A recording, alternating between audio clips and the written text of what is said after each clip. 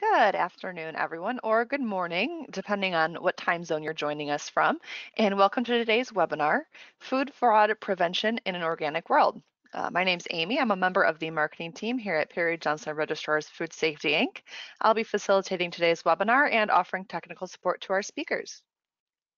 Today, we're very excited to be welcoming back Dr. John Spink once again of MSU for the presentation, as well as a new face on the panel, Gwendolyn Wired of the Organic Trade Association.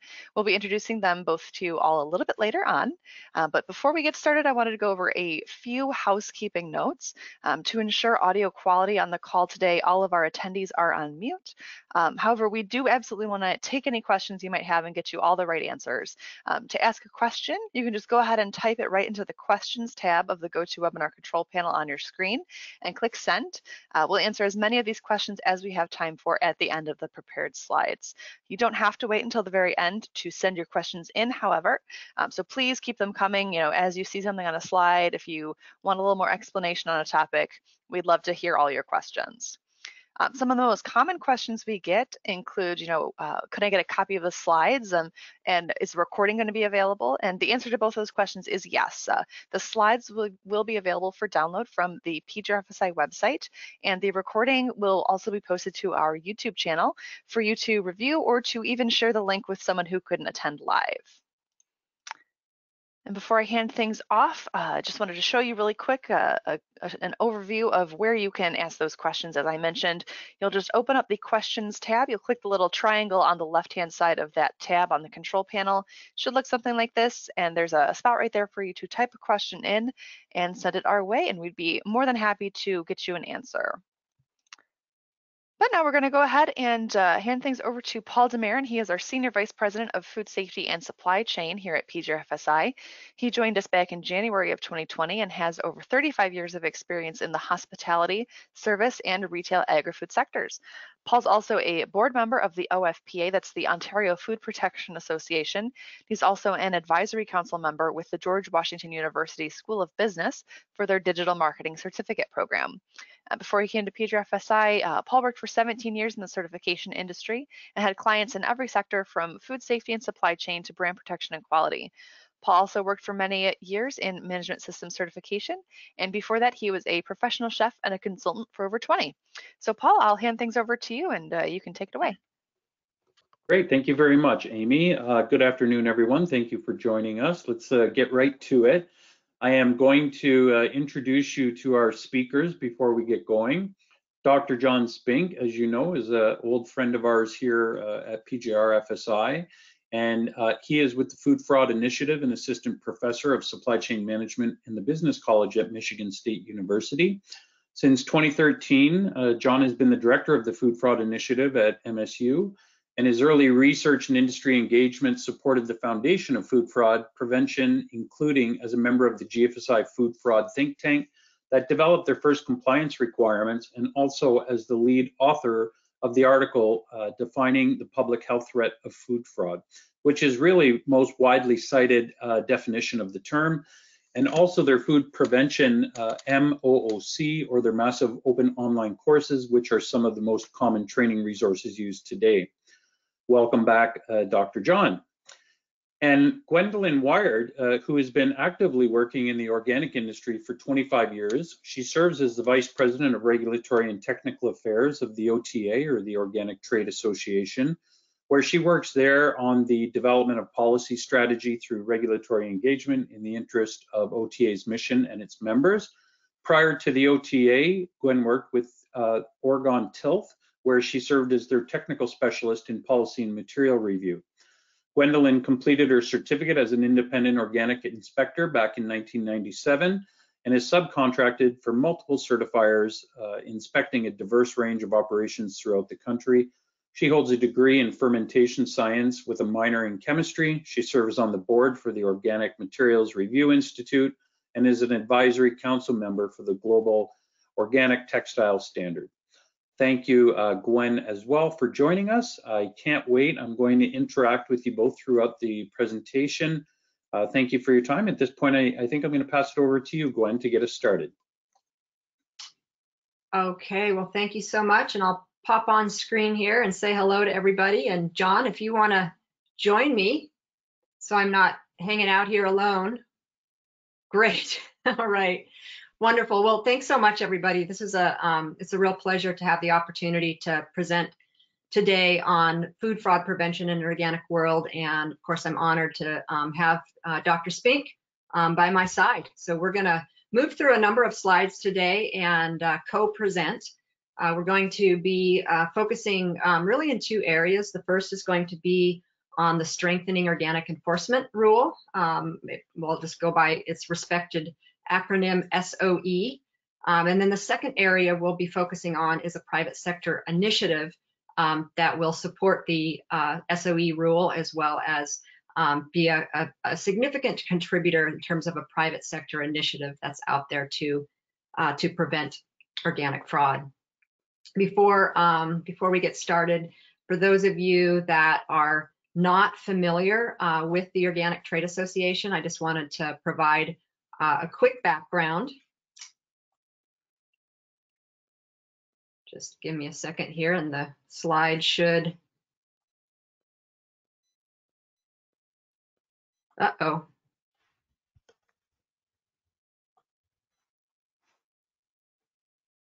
Doesn't seem to be switching on my end now. That's all right. I'll get it for you, Gwen. Just go ahead and prompt me when you want slides to move. Okay, fantastic. I'm sorry about that. So the Organic Trade Association, we were founded in 1985 to promote and protect and advance organic agriculture. We're the leading voice for organic trade in the United States. We're representing over 9,500 organic businesses across all 50 states. Really what makes us unique is that our members include growers, processors, distributors, importers, exporters, certifier, retailers, essentially everyone in the organic supply chain that's growing, making, and advocating for organic. Our vision, our mission is to grow organic and achieve excellence in agriculture, protect the environment, and enhance community well-being. Next slide. So I think before jumping into the strengthening organic enforcement rule, just to set the stage with some information about the growth and really the success of organic, because it's really what has put us here today with this, with the actions that we're taking around fraud prevention. Organic really is a bright spot in the U.S. farm economy. We started at $1 billion in 1990. That's when the Organic Foods Production Act was passed. And we have been the fastest growing sector in agriculture since the regulations were implemented in 2002. And at that point, you can see we were at $9 billion. Since the implementation of the regulations, we have now reached $62 billion, and that's fresh out of our recent 2021 industry survey. So the Organic Trade Association publishes an industry survey every year, and we have over 28,000 certified operations nationwide.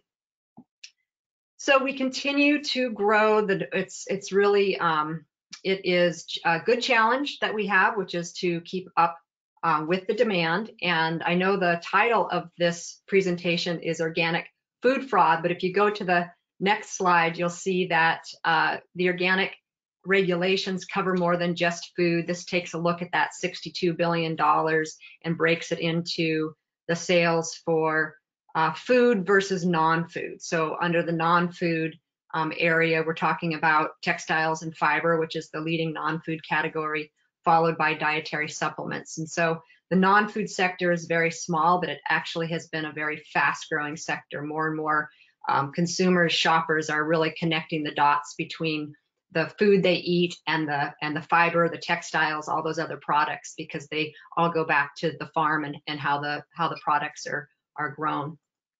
Next slide. And so if we look at the organic label and the standard behind it, it's valued and it's transparent in, I think, what we know is a sea of sometimes confusing label claims. We worked with Nielsen. They conducted a study looking at 100,000 households across the United States. And the results of that study found that over 82% of households across the US are now purchasing some organic products. Next slide. So from a global perspective, organic food has reached 122 billion US dollars. The U.S. continues to be the largest market, followed by the EU, 39%, and China at 8%. Next slide. So I think, when we look at the fact that organic truly is, it's no longer a niche market. It's in the, aisles of every grocery store you go to. Again, we are continuing to be challenged to keep the supply up with demand. So we are in a situation really that that John knows very much about, which, what is the recipe for fraud? What creates the fraud opportunity? And when you have a huge demand, a global market, you have products that have a price premium, and there is a supply challenge that really creates this recipe for fraud opportunity. And so we do, in fact, have some real detected organic fraud situations that have come up over the past 5 years. I think that organic fraud continues to be rare, but really where we're at is that we are 100% fully embracing the fact that it's real. Organic fraud is here. And our position is that fraud cannot be tolerated in the United States or outside of the United States. Whenever there is fraud anywhere in the organic system, it takes the value out of the organic supply chain. It hurts organic farmers everywhere, and it certainly hurts consumer trust, which is really what the organic label is entirely based on, is that consumer trust that what they're buying meets the standard that they expect, and that what they're buying, that they can trust in what that label represents. So next slide, please. So when we look at what's necessary to tackle organic fraud, we know that action is needed on several fronts. We know that it takes government engagement. We know that it takes private sector commitment and prevention. And we know it's really critical that if anyone suspects or detects fraud, that they're using the system as it was set up, and they're reporting that information to the appropriate authorities so that they can act on it. So what John and I are going to look at today, we're going to look at government engagement. So that's the SOE rule. And then we're going to pivot to the private sector prevention program that's been built to support both the rule as well as to give the private sector really just an excellent opportunity to be able to engage and to be able to build their own organic fraud prevention plans. So next slide. So the strengthening organic enforcement rule, looking at the what, the why, and the who. In terms of what, I'm going to go into a few more details in terms of what's in the proposed rule, but what it is it is literally the largest regulatory change or update to the organic regulations since the rule was implemented in 2002. It was created to address organic fraud, to ensure organic integrity, and to protect consumer trust. Really, all of the updates to the regulations are addressing increased accountability and visibility. And again, we'll take a closer look at that. Who will be impacted? And this is really important. Everyone in the global organic supply chain will be impacted.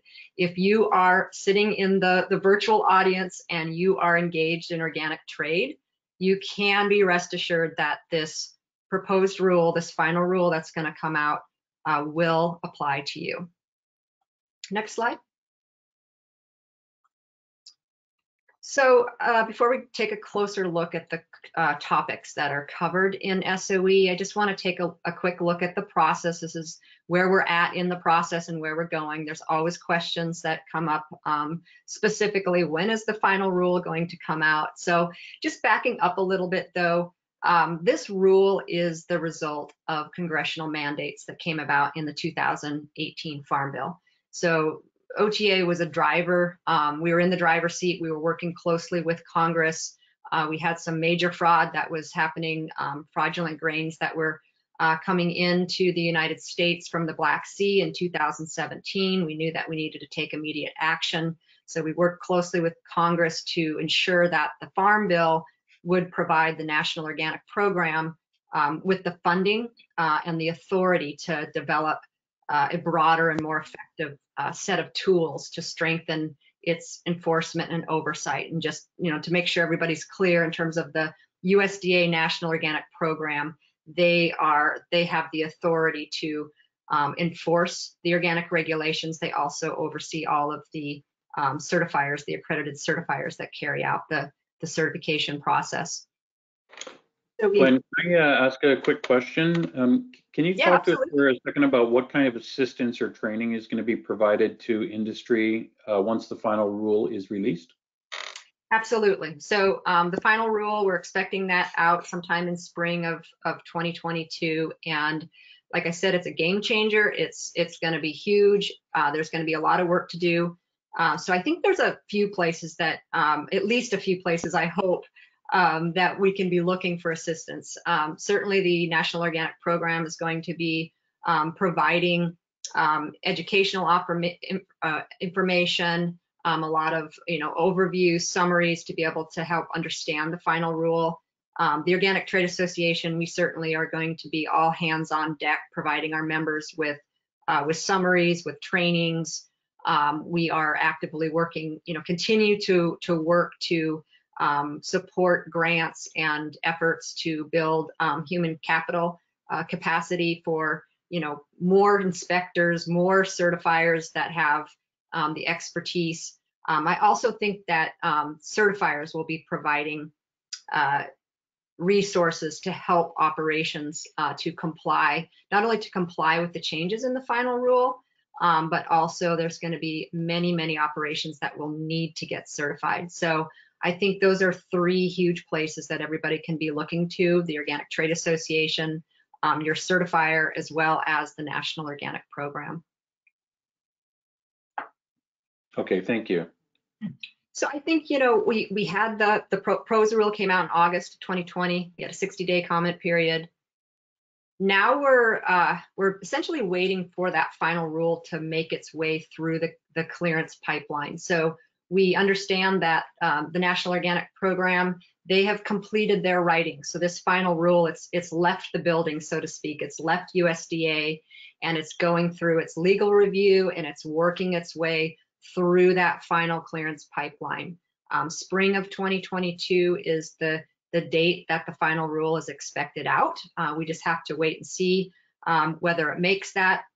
And then I think it's important to understand that the final rule will be released, and then there'll be the effective date and the implementation period. And so we can expect a 1-year implementation. So that would be 2 months for the effective date and 10 months for the implementation.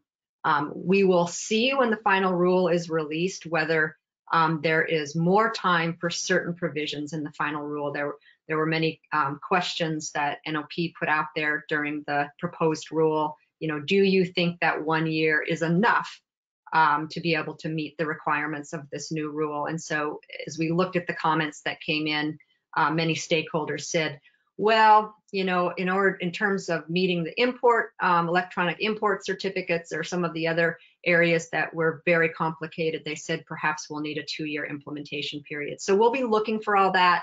And again, in terms of the resources that OTA will provide, we'll be looking at, what is it going to take to be able to get everybody into compliance within, 1 year or 2 years.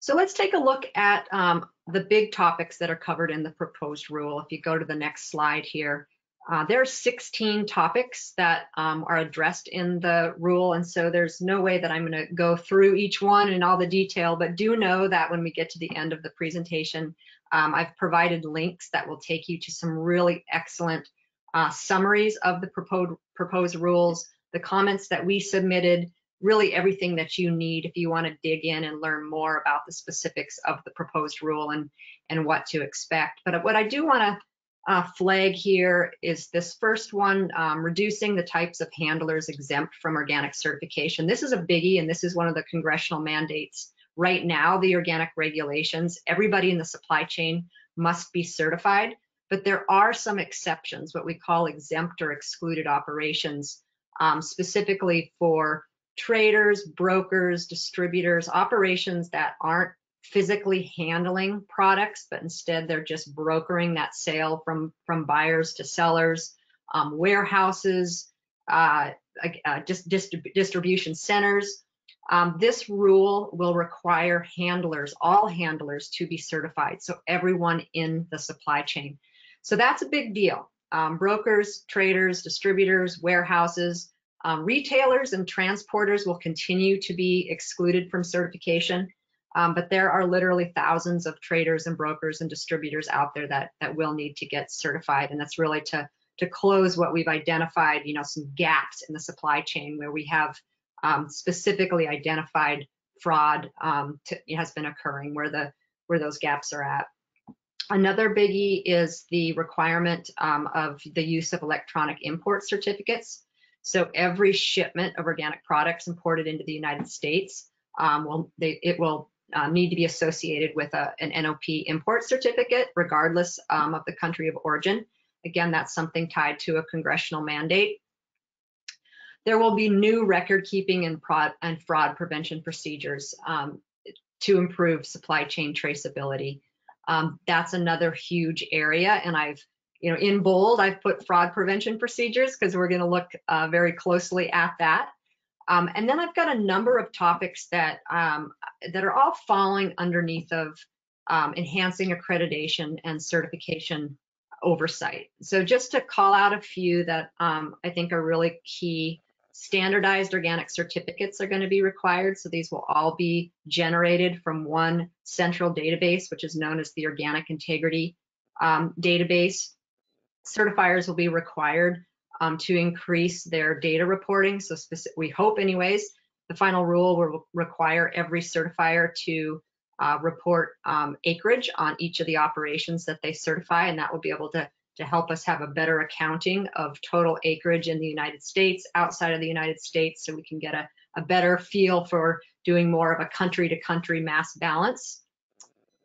Announced inspections, unannounced inspections, currently that is the practice, but this rule will formalize the requirement for unannounced inspections to occur.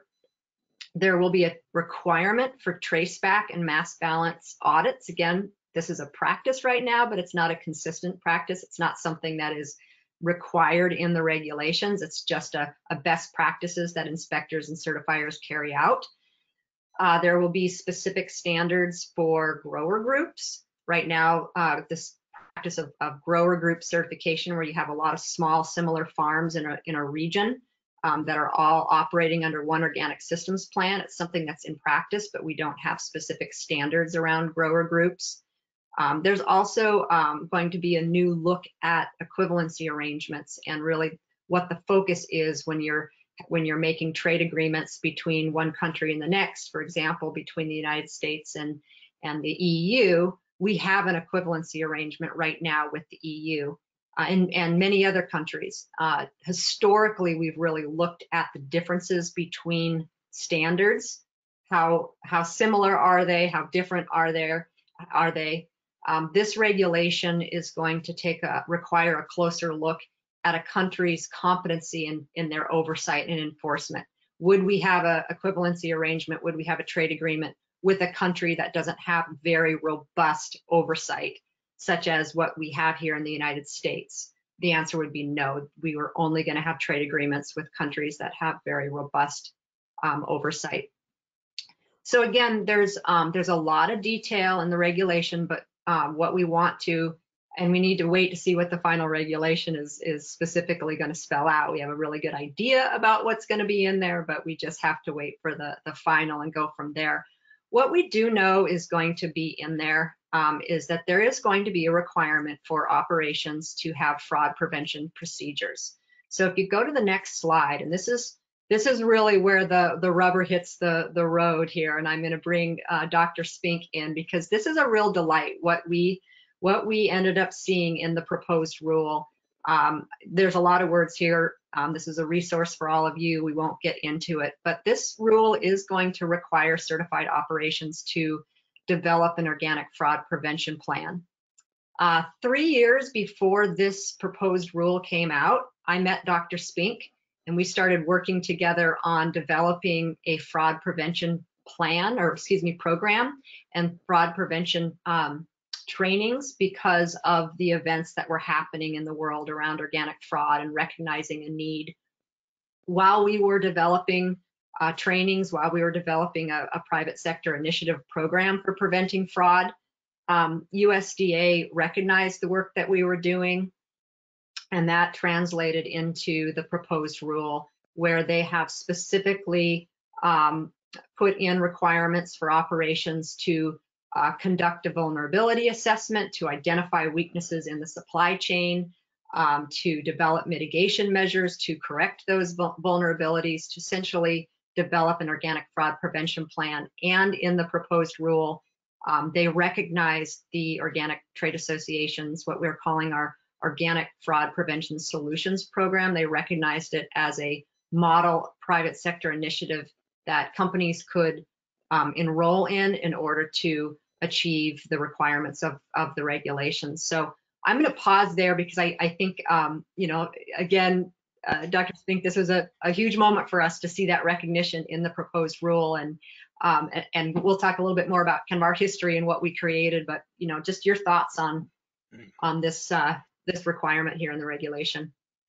Yeah, well, it's been interesting to follow what NOP is doing, and USDA really is taking this seriously and looking at what's out in industry, but at the same time being very clear of what's needed for protecting the integrity of the seal. And so it's really been amazing to see in a regulation, a requirement, something this clear. And you could kind of say, well, wow, you know, it's aligned with what we're already doing. Well, you could say the chicken or the egg, what occurred, but a lot of what USDA did is look at what were best practices in industry and things like GFSI requirements. You know, so it was 2014; those were publicly stated. 2018 required. That was already out there, and GFSI is not just made up by itself. It's based on, you know, quality management principles, risk management principles, and applied. So really USDA looked at what their problem was, and then you know, wrote laws that used best practices that are already in place. So I think the thing that's great is that we see this isn't new. You know, the law is new, but the actions aren't. And so there's a lot of previous experience and research, and then you know, then people like OTA synthesizing it into the specific organic question. So it's really great. I mean, it's really solid. If you've been addressing food fraud and product fraud in the past with those GFSI type principles, then you're really just adjusting. You're just tweaking it or changing some terminology. So it's been a really great foundation. And that's exactly it. So if we go to the next slide, you know, again, the Farm Bill was 2018. We're just, you know, recently seeing this proposed rule in 2020. In 2018, 2017, actually in late 2017, that's when we saw the headlines in the Washington Post just announcing to the world that we had fraudulent organic grain coming in from the Black Sea region. And we very quickly formed a task force. It's the largest task force that we've ever had at the Organic Trade Association. We started off with the intent of creating a best practice guide, or just really kind of coming up with a list of best practices for fraud prevention. And that turned into this really wonderful guide that we developed, a best practices guide. But that guide was developed because I went online and I said, you know, somebody must have already created a fraud prevention recipe or a model. And that's when I found my way to Dr. Spink, and I looked at the GFSI model, really focusing on that vulnerability assessment and development of the mitigation measures. So just like John said, when we put together this best practice guide, it's based on what a company is already doing for FSMA, for GFSI, for your basic food fraud prevention program. We just designed it, tweaked it to fit the organic system. So the first thing, yeah, go ahead. No, go ahead, John. Something I'd add to this is that, you know, I've dealt across all industries, and the food industry, I don't know how it feels, but is by far the most organized when it comes to looking at things like common food safety practices, quality measures, and product fraud, dealing with food fraud, because, you know, that it's just having the one central standard. And then with USDA moving forward with the seal, and then someone like OTA, as the trade organization supporting industry there, then you've got really a very common target and it's based on a very specific need. Again, the food safety standards, and then now the SOE. So the food industry and the organic products industry is really fortunate that there's been this much focus and this much ability to focus in. And I think then, I mean, we were part of the early steps of saying, you know, what is a best practice? So there's a really solid theoretical academic foundation. So when you keep looking at these all make sense, and they fit together, because there was that foundation, and you've got the really specific requirements. So the food industry, I don't know how it feels, or organics as well, but it's really the most organized and coordinated of any industry. That's great. And it really, I think it came together quite well. We developed this guide, and then we stood up a program. And so I think the program will take a couple minutes to talk about, because it's an excellent way for any certified operation getting ready to comply with SOE. These are great steps that you can take. And it's something that's available now, and it's not a certification program. So we call it, again, Organic Fraud Prevention Solutions, and it's a voluntary program that organic businesses can enroll in. And what we're providing is training, assessment, and then what's built into the system. When I say ACA confirmation, ACA stands for Accredited Certifiers, Accredited Certifiers Association. The way that this program is set up, it's a internal quality control program. Again, it's not a certification or verification program. That's not what we're doing. We're supporting the existing organic certification program. It's not a outward-facing label. You do get a certificate, but it's a certificate of completion for the program.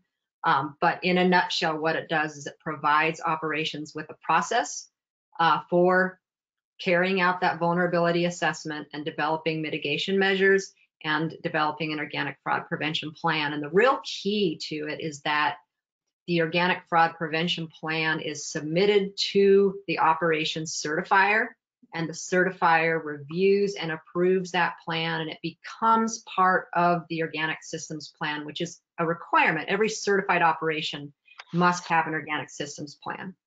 And so it's really the connection. We've worked with the accredited certifiers on this program. This is where a private sector initiative ties into the certification system, and that going through this program, developing that plan, it's submitted to the certifier, and then it becomes part of that annual certification system. And again, this was all developed before we saw the strengthening organic enforcement proposed rule. So it fits together very, very nicely. When we developed the program, we recognized that the success of the program would be as many operations. The goal is to get every certificate holder to go through and complete the program, so that we can essentially achieve a target hardening for the entire organic industry, so that every buyer, every supplier has taken the time, they've gone through a robust process of identifying where their gaps and weaknesses are and putting mitigation measures in place so that they can't be penetrated by a fraudster. So really, it's the commitment for organic businesses that is going to drive the adoption and the process of strengthening the organic supply chain. Gwen and Dr. John, I have a couple of questions here. First of all, how do people access the OFPS Guide to Best Practices? Is that going to be in the link she'll show later? It is in the link. Now, we have an executive summary that's available to everyone and anybody that's interested, and there's a lot of great information in there, and there's some other resources that I'll present here in just a moment. To access the entire guide, you do need to enroll in the program, because as Dr. Spink knows quite well, the guide is the training, it's the manual to the trainings that we developed, and we'll talk a little bit more about that. So you do need to enroll in the program to get the guide, but we have some executive summaries and some good resources that you can look at to get a really good sense of what is in the guide. Okay, thank you. My next question then is around, you mentioned that the program is going to become part of their annual review by the certifiers. Do you think that this is going to add any more, let's just call it audit time review for either the certifiers or the site? And if so, the reason I'm asking this question is, you know, I've seen a lot of programs over the years be introduced, and I've found that the ones that become mandated or a requirement, like a GFSI audit or something of that nature by major organizations or retailers, those are the ones that stick. The ones that are not mandated don't necessarily have, as much staying power. So I just thought I would get your take on that. Sure. I think that because this is mandated by the SOE, now to the level in terms of what's provided, I think it's nice to think about the program as a training opportunity. It really certifiers are going to be looking to certified operations and saying, I need to see your organic fraud prevention plan. So that audit, that part is in there. It's mandated. This program will support certification. I think it actually will be a matter of efficiency. It actually will decrease audit time because operations are going to show up for the inspection much more prepared. I think it's really going to help the overall system. John, I don't know if you have some comments about that. Yeah, I think that's a great question about, level of adoption, how thorough is the adoption, and obviously with USDA, having the SOE coming out, OTA is mentioned in there. It's not endorsed, but even just mentioning it is something official. So people are going to start to say, well, we need to comply. How do we do it? And then when there's there's general product fraud or food fraud programs or systems out there, but it's not specifically organic. And again, this was refined by the organic industry. So it'll be really interesting to see once people start to try to put pencil to paper. And I think that's what they're going to find is just the utility of this is going to make it efficient, as well as the confidence that it's been looked at thoroughly. Yeah, I mean, I think the overall premise of this is perfect. I mean, it's exactly what the industry needs. It's what they should be looking at. I think gone are the days where food fraud in the organic industry is just about labeling. I think it's gotten a lot more interesting, we'll call it, over the years with what people are able to do in the market. So I think this is very timely as well. Great. Yeah. So we'll move through these next slides quickly so we can get to some good Q&A. But just in terms of resources, we do offer a participant handbook. The entire handbook is available on the website. There's a lot of good information in there. I mean, honestly, just the executive summary in this participant handbook provides an operation with a lot of information that's helpful. You'll see that in the handbook, there's a section that covers the enrollment process. So if you go to the next slide, we can take a quick look at the enrollment process. Each step is described in detail in the handbook, different than the guide. So there's a registration step, there's a training step, and we'll take a look at that. And then there are these internal steps where the operation conducts that vulnerability assessment, puts together that organic fraud prevention plan. And then, as I mentioned, that plan is submitted to the certifier. They review it, they approve it, it becomes part of that overall organic systems plan. And that brings an operation to enrollment completion. There are benefits to enrolling in the program in terms of visibility.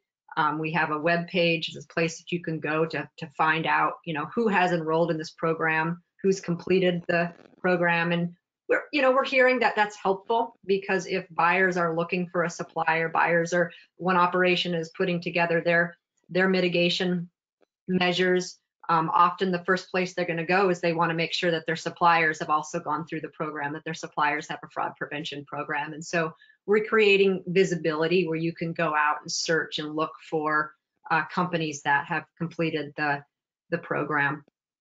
So more information on our website on the enrollment process. And then this next slide, I'm going to let John talk about this next slide, because this really is the meat of the matter in terms of what the program is, the process that each operation goes through.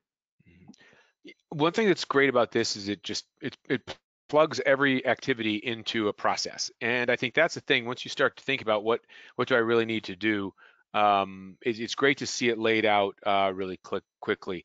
And one of the things is that's important is both ends of it. And starting very at the beginning, something as simple as creating a team, but at the other end of where it plugs into the official documentation, and you see update the organic system plan, that feeds into the USDA organic type requirements. So you see that it's been designed and built definitely fit for purpose. And then along the way, there again, a lot of these concepts sound pretty simple, like, oh yeah, we could do a vulnerability assessment. You start to think about how to start with all the products, but then even with the pre-filter in there, that second step down, the initial screening, that there's a lot of direct insight there, and with the training programs behind it and links to other activities, there's a lot of guidance there as you move through. And then even to the point about implementation, because look on the right side, monitoring and verification activities. So those are all not only just basic good ideas, but things like record keeping then is calibrated to what are those needs from the organic industry to itself, but also for the types of regulations going on. So again, what I see in the product fraud area is that there's general concepts, then they've been applied to food, and now it's natural to go one step further to look at a specific problem within food, such as organic. Again, this covers all products, but into organics, but then specifically then refining it to that regulatory need. On the food fraud side, it refined it to GFSI, and here it's really looking to that organic system plan. Great. So I've mentioned training a couple times now. So if we go to the next slide. So there's great resources out there. I mean, for no other reason to just to tap into the program, to access the training that is available through the Food Fraud Prevention Academy, and perfectly free to anyone, whether you enroll in the program or not. There's training that's a part of the National Organic Program's Integrity Learning Center. So this was a fun period of my life.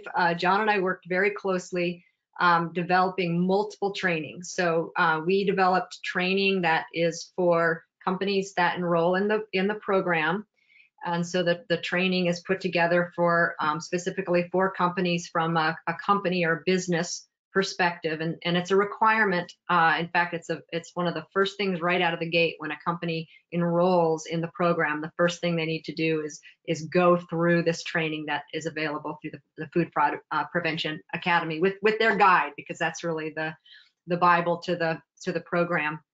At the same time, though, we were able to secure a grant to develop trainings for USDA for inspectors and certifiers. So really looking holistically, we need to make sure that we are training the businesses, but we also need to make sure that the inspectors and the certifiers have the skills, the tools, the understanding to be able to go into an operation and to be able to, successfully, to effectively review an organic fraud prevention plan, to know what to look for, to know what questions to ask.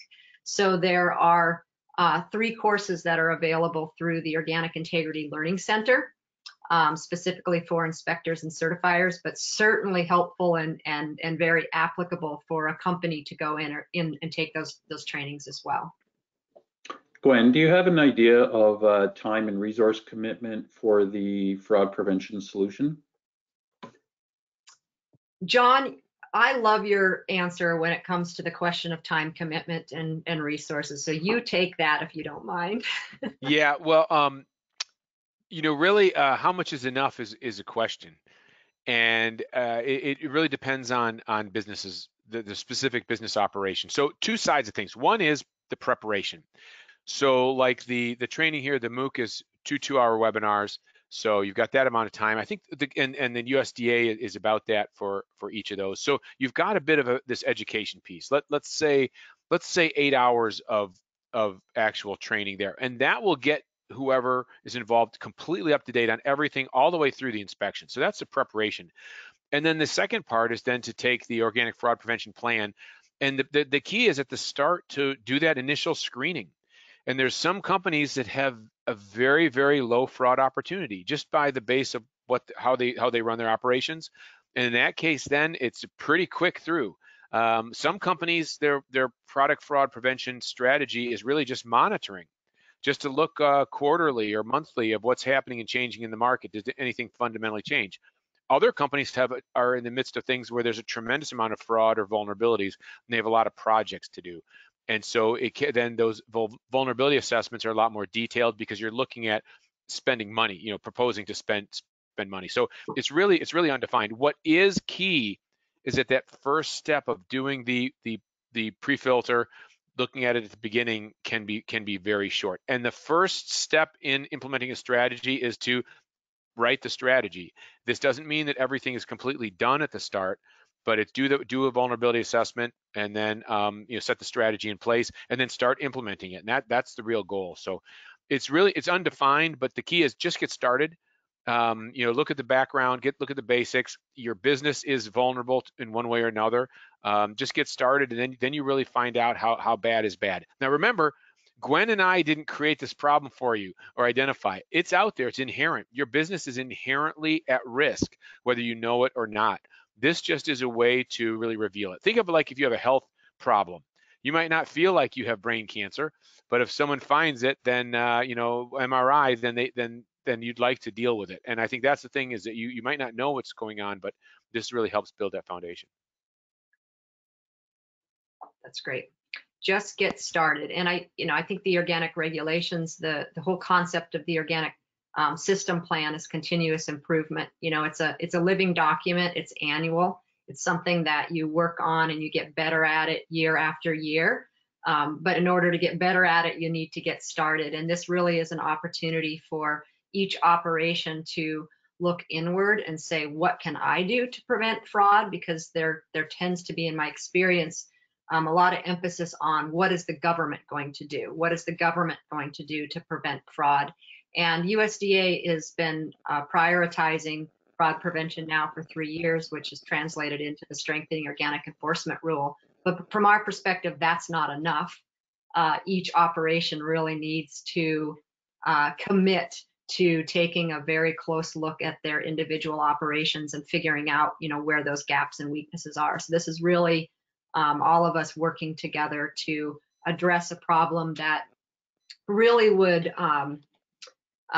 could make organic go away. Consumers are not going to purchase organic products if they don't trust that they are in fact organic. And so the threat of fraud is enough to really motivate everybody to get very, very busy. And so that's, all of the time that has been and the resources that are being spent on getting everybody trained up to have that organic fraud prevention plan.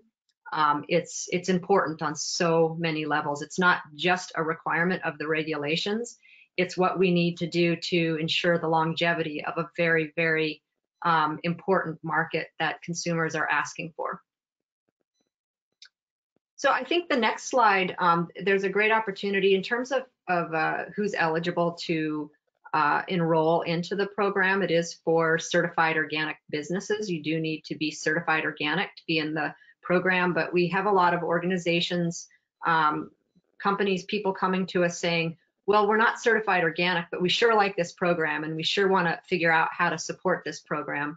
Certifiers, great example. Certifiers, they can't enroll in the program, but they certainly want to support it. They want to be able to get that information out to their clients and say, here's this great training opportunity, here's this great program that will help you prevent fraud, it will help you comply with the regulations. So we have created some opportunities for industry partners, and I just wanted to highlight this one as a supporting partner. There's trainings required. There are some expectations in terms of what you will do to push the program out, to spread the good word that this is out there, and we're welcoming and inviting all certified operations to sign up. In exchange, we recognize our supporting partners, just like we recognize companies that have completed enrollment through press releases, through exposure on our website, through exposure in the events that we're having. We like to be loud and proud about the folks that think this is important and are joining us in this really collaborative effort to prevent fraud. So there is an opportunity for organizations that aren't certified but would just like to support our efforts. And then finally, I think, or almost finally, this next slide, just really the call to action, just are you ready? Strengthening organic enforcement, AMS, USDA, estimates that at least, and I think this is actually a conservative number, 1,922 new handlers will need to get certified, 961 domestic. Again, I think that's conservative. I think there's a lot more operations that are going to need to get certified because we're closing that exclusion that's in there for operations that aren't physically handling products. 26,408 certified operations and 18,400 operations in foreign countries will be impacted. So it's huge. Are you ready? That's the URL there for the Organic Fraud Prevention program. Just to kind of take a look at where we're at right now, if you look at this next slide, you know, this is certainly a exposure for the companies that have enrolled in the program, but this really goes back to the statement around it's the commitment of businesses really all together to, you know, create an organic industry, target hardening. We're all working together to prevent fraud, and so just a thank you to the operations that have enrolled in the program. I'm sure you see some that you recognize. And then in terms of resources, so we can jump in and spend the last 8 minutes on answering your questions. That's the general website for OTA. All of our information on our website is available to members and to non-members. More specifically, the next slide, I've provided some very specific links where you can go in and get the summary, enroll in the program. We have a great website for finding organic ingredients and products. If you're just looking for an ingredient or product, we've created the Find Organic market overview. That's one of the kind of the bread and butter of what we do as a trade association, is make sure that you have information that you need on market overview and data reports, including international data reports. We're very active on the global organic trade, so there is a global organic trade guide. And then, of course, information on how to become an OTA member. And I couldn't not finish with that final note that, you know, we are welcoming everybody that's interested in becoming an OTA member. So I think we'll stop there, and just a huge thank you, and open it up for questions. Absolutely. Thank you so much, Gwen and Dr. Spink. So much great information in this slideshow. I wish we had more time for you to get even deeper into all the the details of the new programs. But in the meantime, I will encourage everybody in the audience to send those questions in. We'll be getting to the Q&A in just a quick slide here. But I also want to offer you or invite you all to register to join us for the 2 remaining webinars we have in 2021 before we wrap it up for the year. And those are on our website. They're free to register, just like this webinar was. Feel free to sign up, and we hope to see you in those sessions there. All right, we're going to go into the Q&A now. And it looks like we've got a couple questions that came in through the slide. So keep sending those in. There is no limit on how many you can send in. We'd love to hear from you. We've got a question here from Benjamin, referencing back to when you mentioned the fraud in organic grain, Gwen. What's the best source for finding information on food fraud in organic grain specifically? Yeah, there isn't one place that you can go to, but there's multiple places that you can go to, and John might have some good suggestions there as well. We certainly provide fraud alerts to our members. You can go into the National Organic Program. They have a specific web page that's set up for enforcement activities. You can also go into the my goodness, I'm forgetting the name of it right now. Well, the news, of course. John, jump in on some of your sources. I'm trying to think of the name of this site. I think a real key is, if you're looking at USDA organic issues, that's the place to start, NOP. And there's an unbelievable amount of information on their website. They disclose a lot because they're public documents, even things like what's a fraudulent document look like. And the key is then you know what to look for. So they disclose everything very quickly. That's a real key at the start. When you look at past incidents, that helps you understand the vulnerability. What occurred, why did it occur, and you can see how it might have got through your system. For looking ongoing incidents, I mean, there's definitely product fraud databases, food fraud databases for incidents out there. A big key is you identifying what your product is and what your need is, and then you can check the different type of resources to see if that meets your need. If you find a great resource, but it's all seafood and you're asking about grain, then it could be the greatest seafood database or information source. It's not going to help you. So I think USDA is definitely the place to start, and then look specifically at your industry. And it could be then like import alerts or FDA type recalls for that product. Gwen?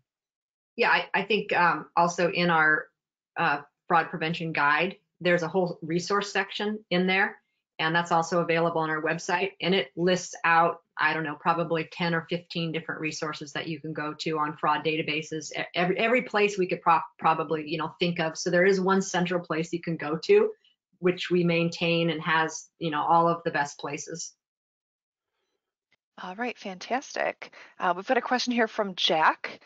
Jack is asking about whether a food fraud prevention plan would fall under the food defense plan umbrella. No. The You answer is probably no. want a little more than that. That early on there was food safety and there was food defense, and food defense covered any type of intentional act.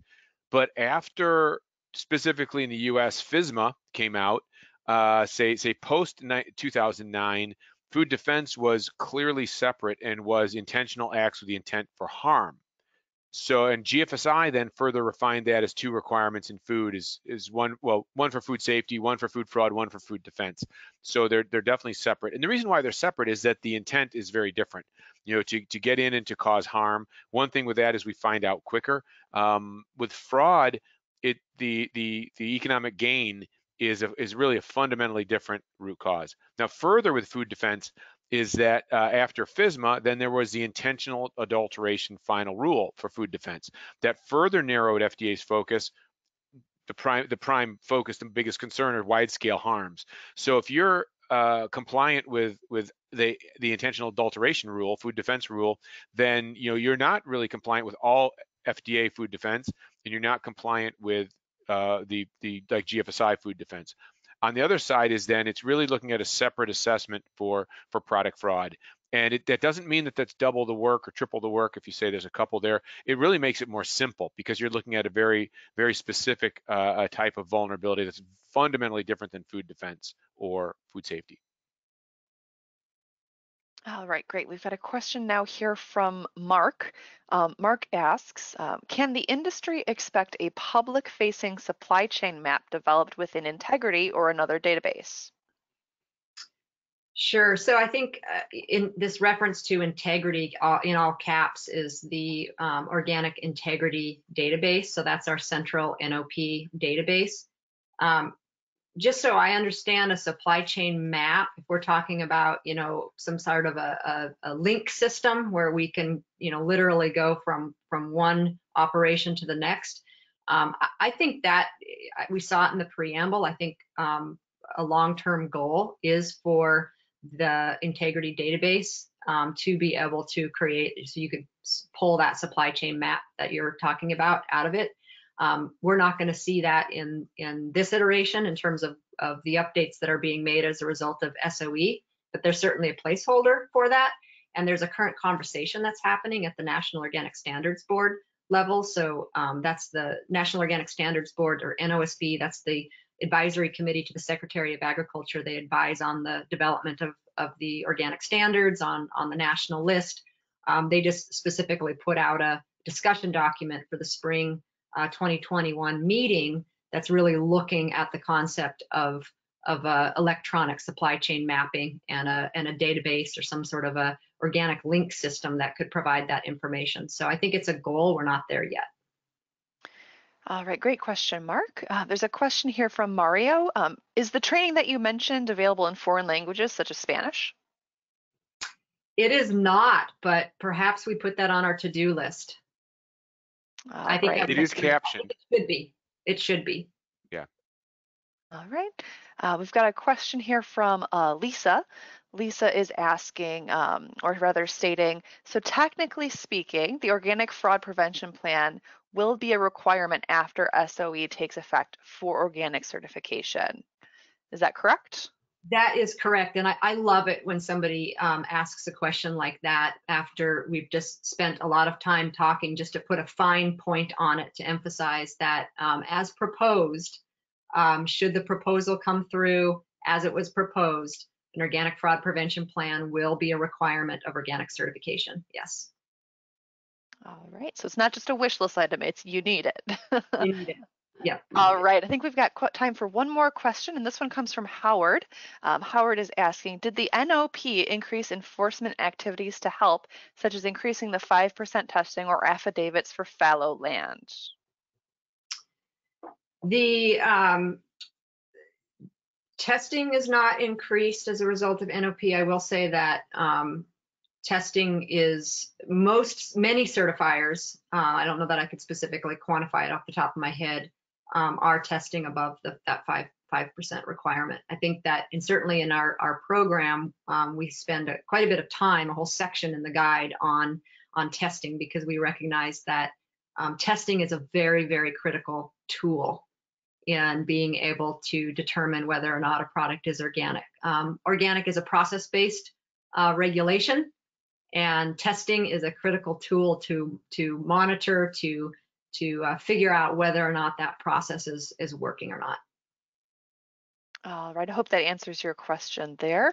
All right, I am going to pull up really quick one more time this sheet of resources. All of these links will be hot linked, hyperlinked, available in the downloadable slides once those are up on the PGRFSI website. I know personally our webmaster is unavailable for the rest of the week, but hopefully he will be able to get these slides up and available for all of you to download next week. In the meantime, the YouTube channel will have the recording posted, so if you want to go back and review, if you can't take all these URLs down really quick, if you want to take a screenshot, pause the video when it's on YouTube, type them in. We want to get you all these resources and have great access to this. And I want to thank Gwen again for providing this slide of all these awesome sources. And just in general, I wanted to thank Gwen and Dr. Spink for taking the time out of their busy schedules to come and give us such a comprehensive and great overview for all of these changes coming to organic food in the next, what? Oh, wow, it's coming up real fast there. Things are happening, and things haven't been happening, and now they are. So thank you both again. Thank you to all of our audience members for joining us today. We hope to see you on a future webinar session. And any parting words of wisdom, Gwen or Dr. Spink, before we sign off for the day? I'd John? say just get started. You know, this is something that's required. Your business is vulnerable. Just get started, take a look at it.